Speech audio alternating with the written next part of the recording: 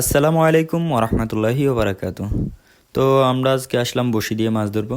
তো আমরা সব কিছু রেডি করতেছি চারগুলো। তো চারগুলো আমাদের মিডল পয়েন্টে বা পুকুরের মাঝখানে আমরা দিয়ে দিচ্ছি যে। তো চার দেওয়ার পরে আমি আমার বড়শিগুলো সবগুলো সেটিং করতেছি আমরা মাছ ধরার জন্য।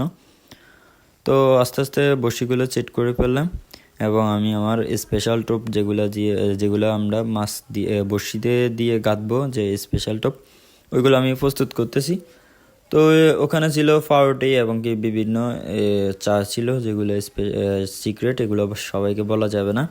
তো যারা বড়শি দিয়ে মাছ ধরে তারা হয়তো জানেন যে কি কি দেওয়া হয় টোপের মধ্যে।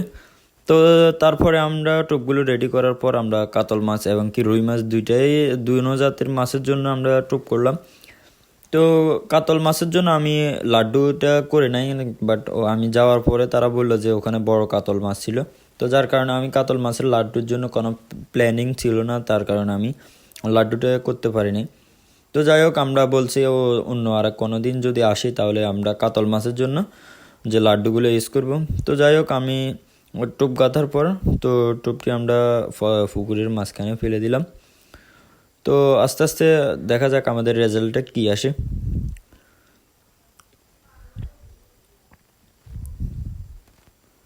তো আলহামদুলিল্লাহ আমাদের প্রথম টোপে আলহামদুলিল্লাহ আমাদের রেজাল্টটি খুবই ভালো ছিল।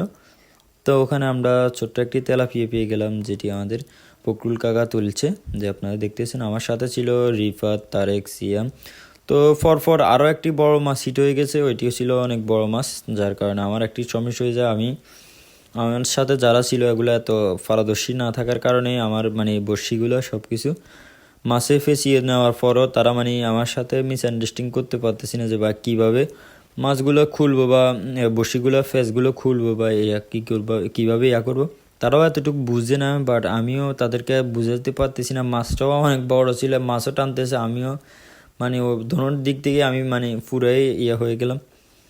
তো আস্তে আস্তে মাথা ঠান্ডা করে আমি সব কিছুই করতেছি, যে আপনারা দেখতে পারতেছেন। তো তারা এতটুক না পারার কারণে সব কিছু পুরোটাই হয়ে যায়।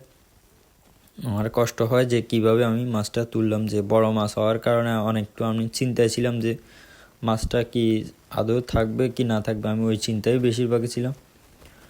তো আলহামদুলিল্লাহ আস্তে আস্তে আমি মাছটাকে খেলতে খেলতে মাছটিকে কিনে নিয়ে চলে আসলাম।